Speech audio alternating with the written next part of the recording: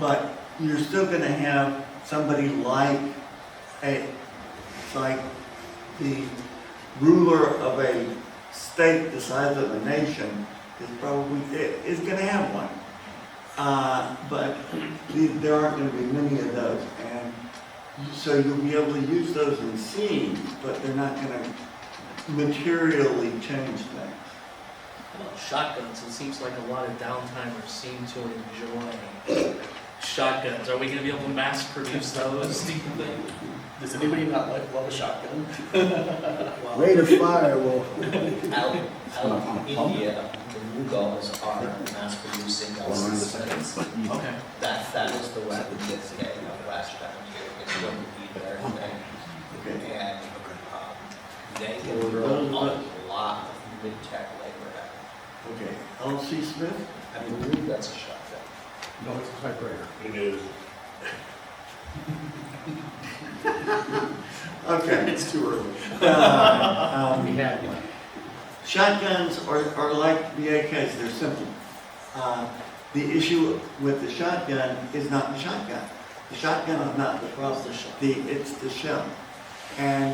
But because it's a mostly paper program with only brass at the back, it becomes easier to make, and you can save the brass back of the cartridge and pull out the paper and make a new cartridge using that. So it's somewhere in between something like the AK and something like an M16 round. There's also a downtime produced slam fire shotgun that has one moving part. You ram the barrel back. Yeah. These are not phenomenally accurate, but when you get them in an area where they didn't have guns, they're pretty cool. They're coming out of Nuremberg. They're not USC products, and as they pop up around the place, the USC is like, have nothing to do with it. I mean, they might have crossed their territory in a sports situation, but we didn't say. How about light mortars? How about light mortars in portable? Seems like that would kind of. It's always something going to be easier than guns. Yeah. By 1632, the Ottomans had already developed light mortars. Okay. And Eric had already used those in the Belisarius series. I've shot a cohorn mortar, which was the actual relevant mortar design, and it depends what you want. I mean, really the issue is the shell. Getting that to detonate on a consistent basis. I mean, Right. you can do it, you're gonna have to try and do some sort of time fuse, with an actual fuse cord to try and get them to detonate on the right place. I mean, solid shot isn't all that helpful. So with the mortars, they debut in the spring and summer of 1635, first issued to units in 2nd Brigade of 1st Division, and they're used at Swintow. They're 3-inch mortars, and they're pretty crappy. By 1637, the Hangman Regiment has them in Poland, and this new 3.5-inch model that's not spectacular, but quite improved, and as Jeff pulls his heavy weapon squads together, and they're using RDX donuts to fire them, they prove quite effective. You guys thought a little about improving the accuracy. As much as something obvious, but it's how close to the target. I think it's things like that become a question of accuracy, but also a question of employment too. So, for example, in the crossing, if you haven't read the crossing, I'm spoiling stuff for you, but there's a fundamental change in what happens at the start of the Battle of Trenton when Washington deployed the cannons. His original guidance to the cannons was to essentially knock down and keep the Hessian barracks under fire. And there's a change where he directs Captain Hamilton, and that is, yes, Alexander Hamilton, but he directs Captain Hamilton to take out the stable where the British dragoons are. And if you know the story of what happens after the Battle of Trenton, the dragoons are what actually escaped from Trenton. and get back to Princeton and report to what's happened and caused the Second Battle of Trenton and how Washington goes the way that he does and attacks Princeton and such, but it's the employment and being able to understand basic tactics like synchronization and massing of fires. And the element of surprise is kind of a given. Washington understood that, but being able to look at, we call it kind of a combined arms approach. How am I using my infantry? How am I using my artillery? Can I use them together? Can I direct them to bring their fires and bring the maximum impact at the right place and time on the battlefield? And if you look back at especially colonial and Napoleonic warfare, very regimented, right? Very, very particular. The commander in the rear directing the commanders forward to do certain things, and those commanders forward did exactly what they were told. There wasn't a lot of opportunities to seize the initiative or to understand how terrain would play on different areas. So when you start bringing in, especially the cadets that are trained to do this now, you have this fundamental change of warfare concepts. You still want to have the massing of fires, you still want to put your troops in the right place, but now you're giving a commander in the field the opportunity to do more things. And if we look a little bit forward, Benedict Arnold, before he before he became a traitor, Arnold and Horatio Gates in the Army of the North, that's what Arnold did.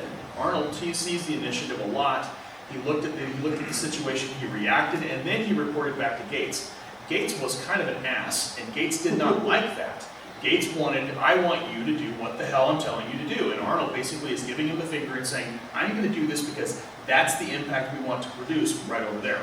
So you have that starting, and then now you've got this group of cadets that are going to be very influential on Washington and his other commanders. So I think as you're looking at the revolution going forward, it's not going to necessarily be in my universe, my shard, that the technology is going to have a big impact right now. It's going to be the tactics and the knowledge piece. It's going to change things. And then you're talking about speeding up the Industrial Revolution and a whole lot of other factors that will play into the next 100 years.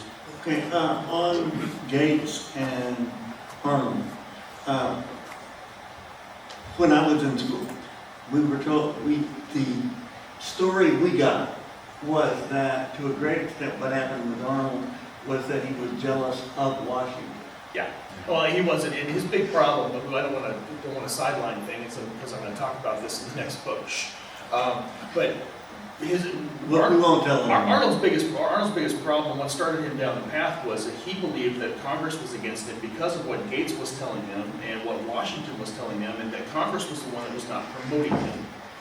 That he should have been picked up for a major general at the same time as some of his peers, and he was not, and that pissed him off. And then every little perceived slight that happened, step going forward, was just icing on the cake. That it got to the point where then he just he broke and did what he did. And there was his wife influence. Yes, yeah. Well, not his wife, his mistress, then his new wife. Yeah. So yeah, that's going to be a lot of fun to explore. Yeah. The thing that occurs to me is if you've got these young cadets who are saying, well, you need to be doing exactly what Arnold's doing. How's that, and does he know about the cadets? Not yet. Not yet. He has not been read in because the Army of the North is away from what's happened in Trenton. So we just focused on Trenton and Washington's main force there. Right. But the cadets know what he did. Oh yeah, they're going to know his name. Yeah. And I would see them talking, being like, "Hey, one of us needs to go and watch what's happening here." Yeah. And I think that would be very beneficial for things. Yeah. Let me make a suggestion at this point. The progression of events and weapons development in your universe is going to depend very, very heavily on how much the cadets know about 19th century machine manufacturing. Which is not a lot. That's why I'm saying that weapons development in my particular shard is going to be a much longer process. Well, because they know in a way that a milling machine are and what a tolerance is. Oh, sure. And That's enough to completely change things. And we did talk about, there are textbooks that are with them, and one of the, I'm not going to spoil. You already had, you might as well go ahead and go. No. not gonna do this because what they brought, I mean, when I taught at ROTC, I taught at the Rose-Hulman Institute of Technology, which was an engineering school.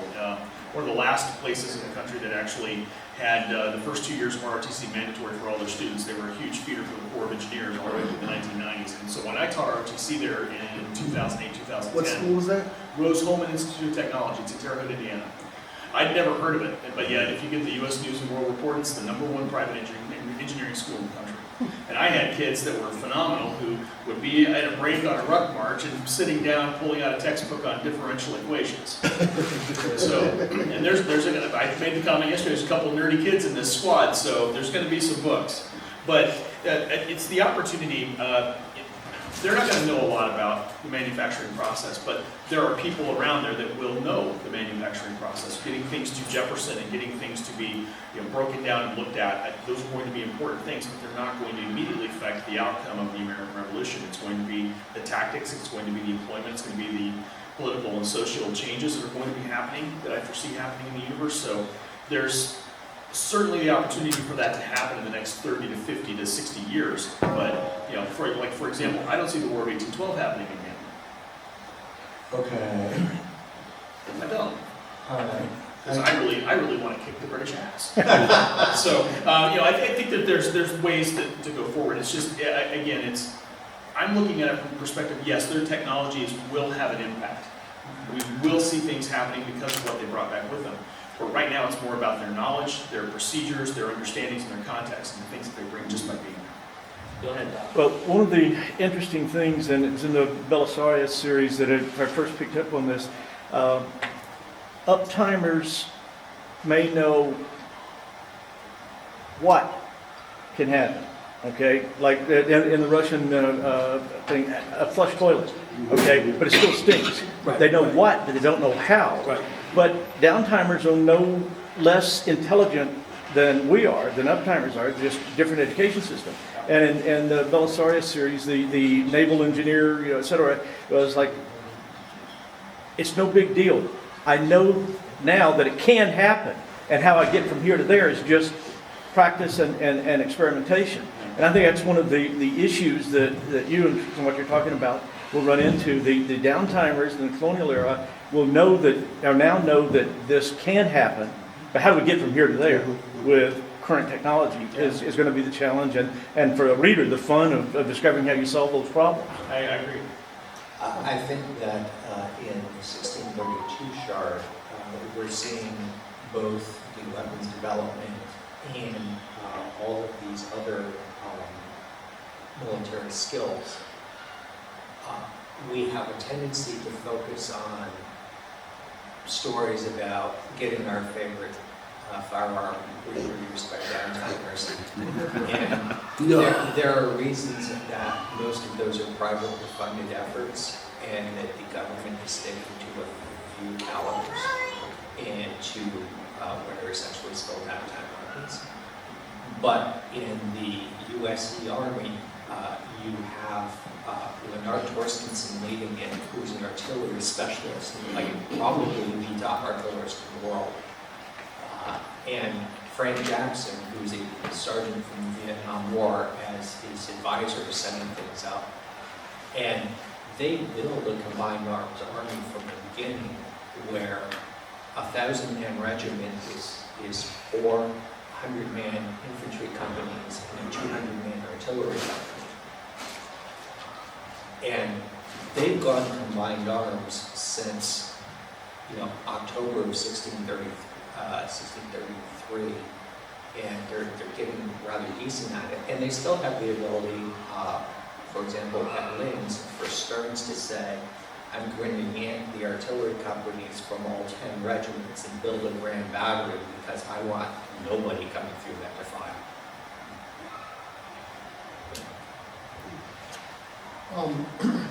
S.M. Sterling, in his Islands series, also has an interesting take on the whole technology trade-off question of you're going back, you've only got this much, and they're in a situation now where having to fight powers elsewhere on the planet and on a large scale, and it's like, well, all right, so what are the choices you make? What are the, and I thought some of his ideas were Yeah, clever. it's been a long time since I read that one, in the same time. Yeah. But he gets into, the basic chemical industry and stuff that you Yeah. have to build up to support a lot of this. They've got a lot more steel, but don't have a power plant. Yeah. There's military advances, and then there are advances that have a military application. Genetics, understanding breeding or crops. And back then, you fight the summertime and then you get off so that you can harvest, reapers, plows. But in the crossing, you've got a black soldier. 2. How's that going to change, since there are free blacks and there are slaves? How's that going to change? I'm not going to spoil that for you. Please talk without a good beer, right? Oh, or a couple. No, we talked about this the other day in the panel. I mean, with my African American soldiers and with my female soldiers, soldier, because the other one is, that's a better, I'm not going to spoil that. But their presence is going to affect things. And the visual for the soldiers will affect things. There are things that happen at the end of the crossing. I know at least one person's book in the room is reading the book right now and it's not there yet, so I'm not going to spoil that for you. But there are things that happen that make the colonial army around Washington understand, appreciate, and accept what's happening. And I'm going to say that we're going to see that continue to spread. There will be dissent. There certainly will be. But I think that there's an opportunity to, again, show what the capability is and what the loyalty factor is, and success breeds happiness in a lot of military operations. When the troops are happy, things work pretty well. So I think being able to do things like that going forward will be helpful. Especially with my female soldier, I don't want to spoil the crossing if you haven't read it, but she runs in the battle at the battlefield at what happens at the end of Trenton, and she's the one that responds because she's an EMT, she's a first responder, and she gets there and does things that were done by other people in our normal timeline, and the effect there's a great moment where they're looking at her like, who are you? And she basically screams at them, get your shit together and do this now.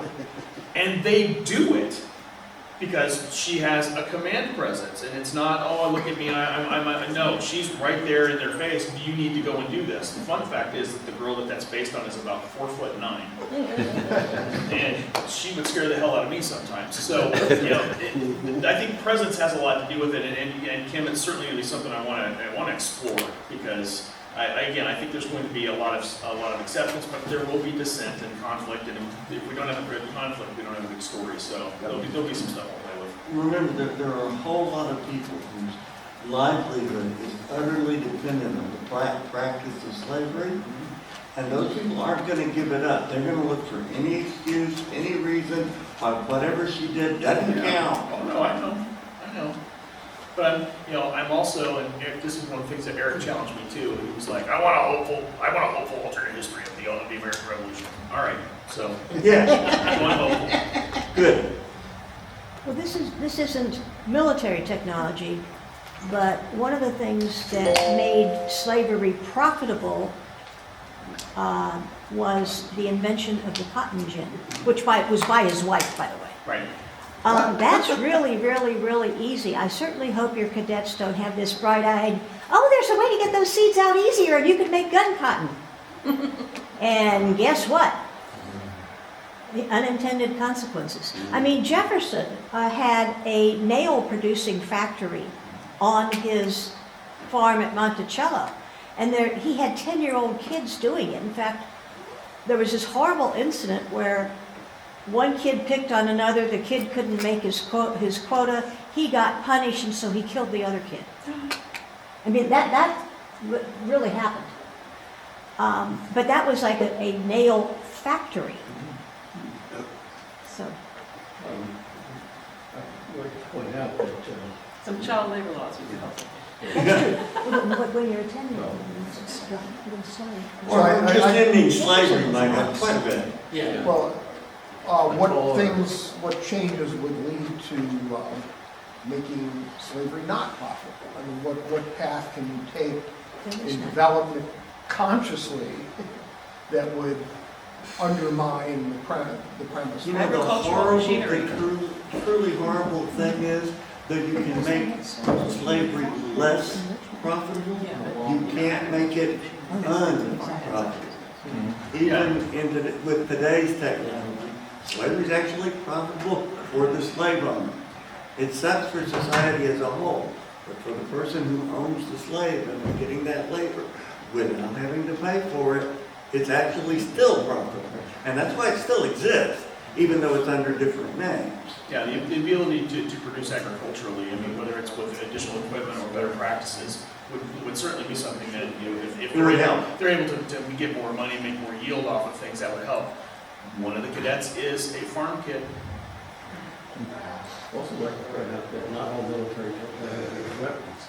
The winter uniforms that Stern brought the 3rd Division had an enormous impact on the battlefield. Oh, yeah, I mean, like I made the comment earlier about boots.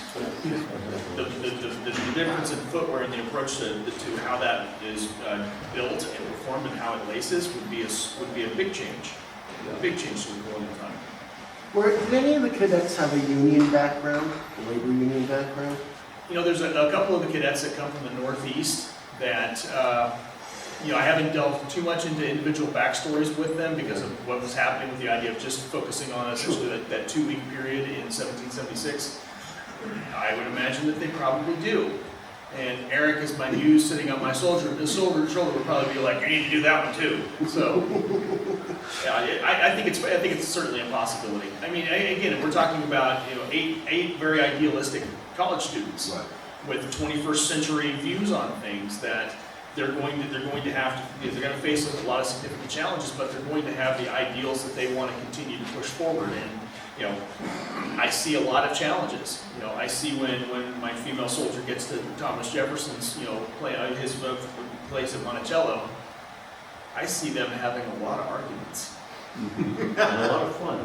Yeah, I see them having a lot of arguments. And, you know, again, because she's a little force of nature, you know, what in the hell are you doing? I think it's going to be a lot of fun to explore. Especially when she meets Sally. Yes. And She was only, was she She was born yet? prepubescent, yeah, Okay.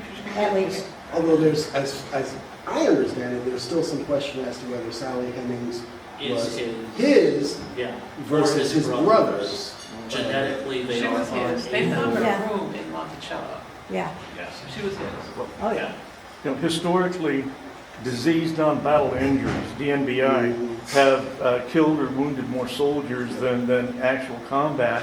And one of the interesting things that I've discovered in reading any alternate history kind of thing, some authors are very good at addressing field sanitation and that sort of stuff, and some ignore it completely. And that ignoring it completely makes the story much less believable to me. I mean, our modern society is based on WASH, you know, water and sanitation, you know, clean drinking water and sanitation, and everything else builds up from there. So how do you go about, and like back to your story of the crossing and the Ranger Handbook and field sanitation, Yeah. how do you go about introducing that to a commander of that era? I think it's very simple. You know, Washington is going to have dysentery on his mind because, especially in the Huge winter challenge, 1776, 1777. I can't talk really fast this morning. There's so much of it. You know, he's constantly worried about his numbers because of who is able to perform and not with dysentery, and showing, hey, look, here's some things to. I can't remember exactly what the procedures are. It's been too long, but here's how you put in a field latrine. And this is where you put it, so it's away from your water source, and it's away from certain things, and it's on drainage, so it drains away from your encampment. Those types of things will make sense. And they can provide almost immediate results. Exactly. Yeah, that I made the comment. I don't think you were in the panel the other day, but just that introduction, being able to say that, okay, as they move to their winter quarters in 1777, in placement of proper field latrines, I would imagine would cut their dysentery by 70 to 80%. Easily. How much control did Washington have over the commanders in the other regions of the... Not much. Yeah, that's why the Army of the North and Horatio Gates. Gates was always talking to Congress. He was always sending letters and always doing things, and a lot of times he was trying to undermine what Washington was doing because Gates wanted to be in charge. Like I said, he was kind of an ass. And Washington, that was a lot of the stress that Washington had was, yes, I have to control my piece of the Army, but I don't really know what they're doing. We've talked about what they should go and do, but I've got Gates up there who I don't necessarily trust. He's got Arnold and a couple of other subordinate commanders who he knows by reputation, but doesn't necessarily trust them either. So moving forward, especially with the idea of what they have to do with communications and whatnot, I really see Washington sending a couple of the cadets like Stratton and a couple others. You're going to go to the Army of the North, and that way we can coordinate and we can talk back and forth as far as what needs to happen. I'm even less so about the coordination than about the spread of, latrines and public health type stuff to... Washington is going to be fascinated by the concept of the standard operating procedure. He will understand and employ I can't wait to actually have George Washington say we're going to do this by SOP, because that's going to be his fundamental shift, is that we are going to standardize how we do things, because not until von Steuben comes along in 1777 is there a really big focus on standardization. So now we're talking about that happening a little bit before when it would have done. So now it's not just about troop movements and discipline, it's about simple things like field sanitation, simple things like being able to navigate at night, just all kinds of different stuff we can play with. Is that going to be dependent, because during the Revolution, each state was much more independent in providing independent supplies, clothing, food? Oh yeah. So it's going to limit the amount of standardization, or do you think that philosophy may translate into a stronger federal government I think it's going to have the opportunity. There will be challenges, right? Because there's certainly different states that supply their regiments very differently. And you don't necessarily have a federal supply depot that's actually in charge of anything, which is why Congress can't seem to get anything done. And the opportunity to be able to not necessarily standardize, but all right, where is all of our stock coming from? Maybe as it's coming in from the different regiments, we're going to make sure that you get what you're being sent from your states, but certain things, maybe like, flour, for example, we're going to stockpile that at a logistics support base. It's going to be just outside of where we're at, or just behind the lines, or a little bit further away, so we can control and kind of keep those stocks. It's a common commodity. Exactly. Yeah, so I think that things like that would certainly happen. And there will be some wrangling that will have to happen with Congress, because, again, the regiments of the different states want to supply their own people. But in order to have the presence of mind to have a total field capability for Washington, that there's going to have to be a fundamental shift in the doctrine of fighting at that point in time. It's going to have to come to Jesus meeting, and maybe we're going to bypass the Articles of Confederation altogether. Yeah, I don't know that they would actually bypass it, but maybe it would change it a little bit. I don't know. We've got 5 different shards, and the Crossing and Peterbilt have much smaller numbers of people in them. And then 1632 and Alexander inheritance have this additional resource. It's not just that there's lots more people, it's that there's lots more old people. And among them, sizable veteran populations. And in Granville, I'll let Gordon speak to the Queen of the Seas, but in Granville, their value is not really in this is how we fought, or even I've been over this terrain in Germany before, which has happened. But they're going to remember how things were done, and they're going to remember the non-combat side of things as well. how they were resupplied by the Red Ball Express in France and that sort of thing.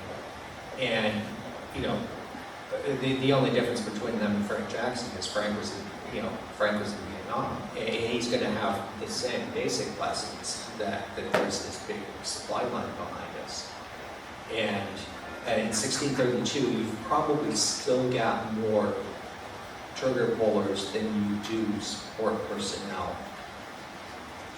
But it's not an utterly lopsided ratio like it was before the Ring of Fire.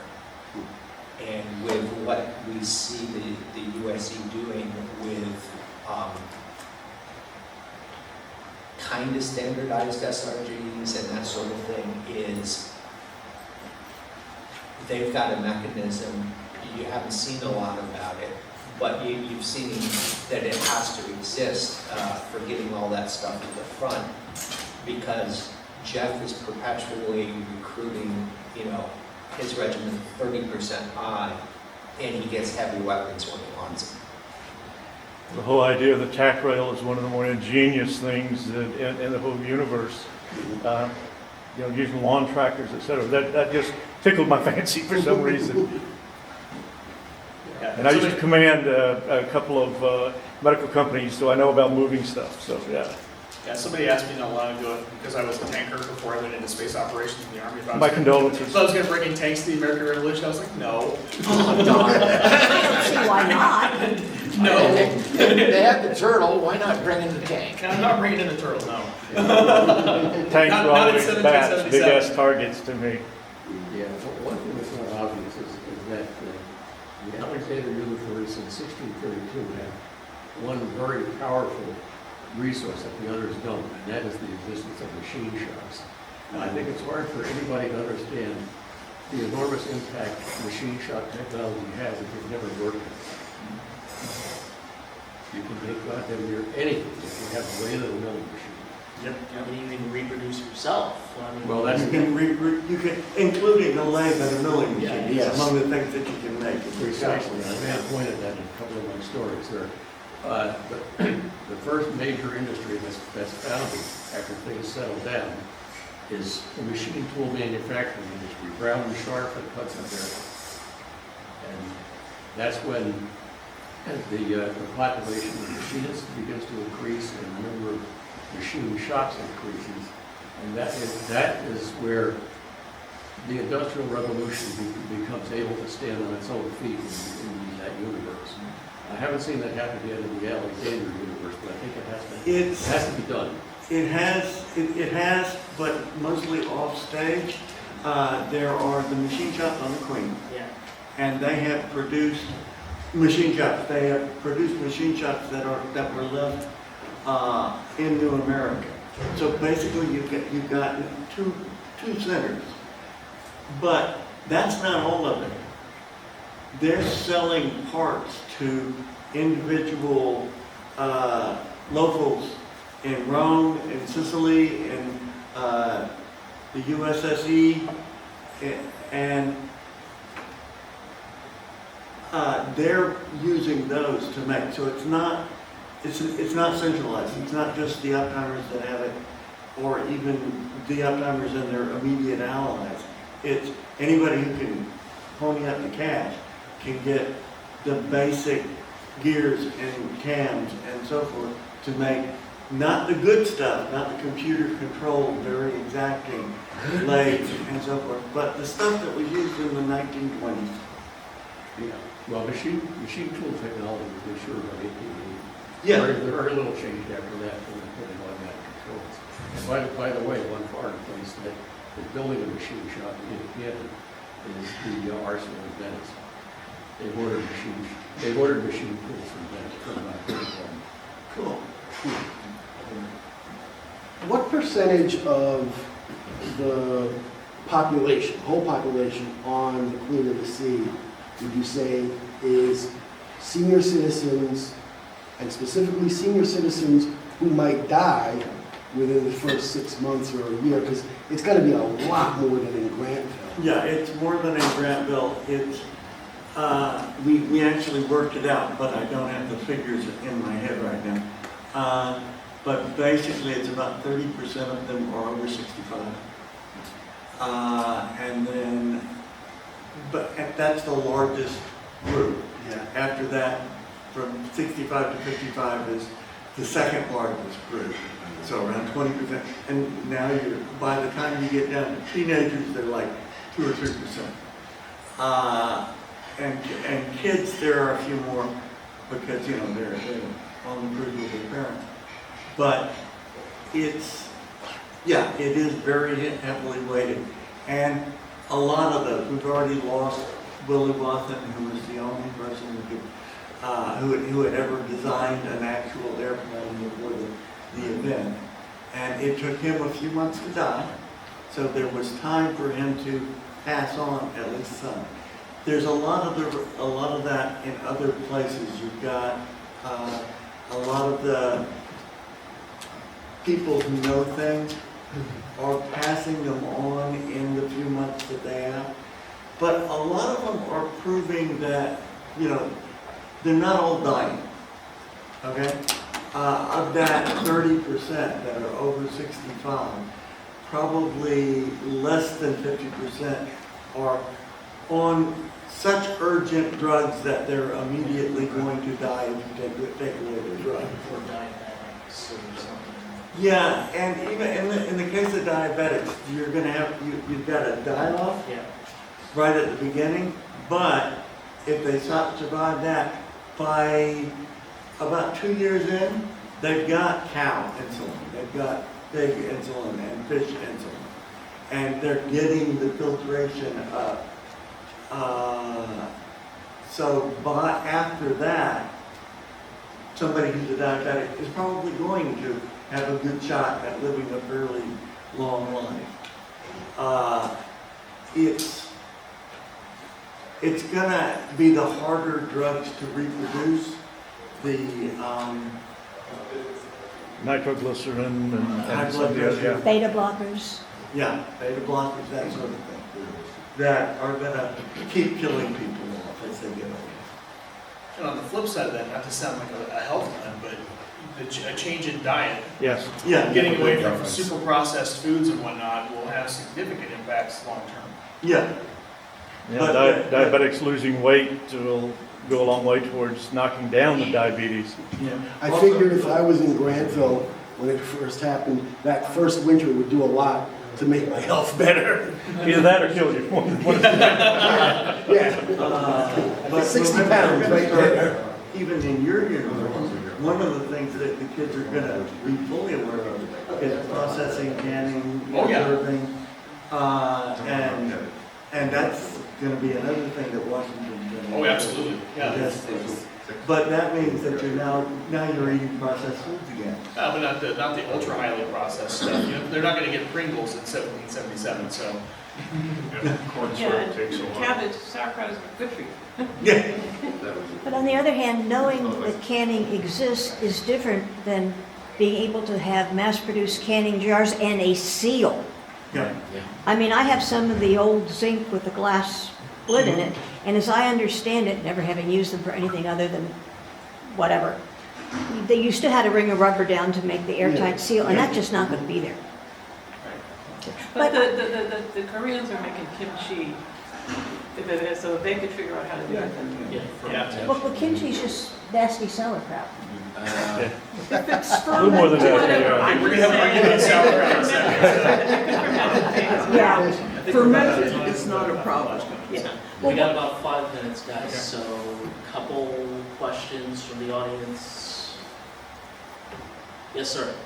For both the Alexander and the crossing, well, all of the areas, some people understand that smallpox is a deadly disease. Will they, in the Alexander inheritance, go to try to immunize with cowpox? Yes. Yes. Because that would impact the army in the crossing. Yeah. In Peterbilt, in Alexander Inheritance, and and I'm pretty sure in 1632 too, right? So basically in all the shards. Well, we know in 1632 we have people who are vets who recognize cowpox. How many vets would there be on the Queen of the Sea? And I don't think any of those Okay. ROTC people are pre-vet school. And besides which, you wouldn't see cowpox that much anyway. Right. Okay. Well, it doesn't take that many, but I just specifically in the Sicilian court, the husband of the head of the Roman delegation, the Roman radio king, he's a retired veterinarian. I forgot, sorry. Yeah, and he is, so yeah, he's going to recognize cowpox, he's going to recognize catpox, but he's also the best doctor in Rome on arrival. Yeah. Yeah, he will know about that, and he's going to be know about, and there's enough information in the Wikipedia, in the Encyclopedia Britannica and stuff like that, where, yeah, they're going to be up and running with inoculations for smallpox in Alexandria. On the cadet side, I've got, again, don't forget my farm kid, and don't forget my EMT. But also keep in mind, the uptimers do not need to recognize cowpox. They only need to know about it because the downtimers know perfectly well what cowpox is. They just need to stand there and say, bring me some cows with cowpox and bring me them now. If they could translate the name of What's it. the vaccination? It was called cowpox. Well, no, but I mean, what's Greek for cowpox? Greek? Pox probably comes from Greek, right? Sounds like it comes from the Greek, doesn't it? Offhand, I don't know, Yeah. but But yeah, Yes, they were playing around with it. It wasn't always great, but yes, it was being that people were essentially trying to give themselves. I just wanted to make a comment. Some of this goes back to the comment about on the Queen the 16th of the Seas, that there's older people, like, we all know why the save icon looks like the save icon looks, and a 10-year-old has no clue why the save icon looks like the save icon looks, right? And it's the same sort of thing. There's lots of things they know just because they're old.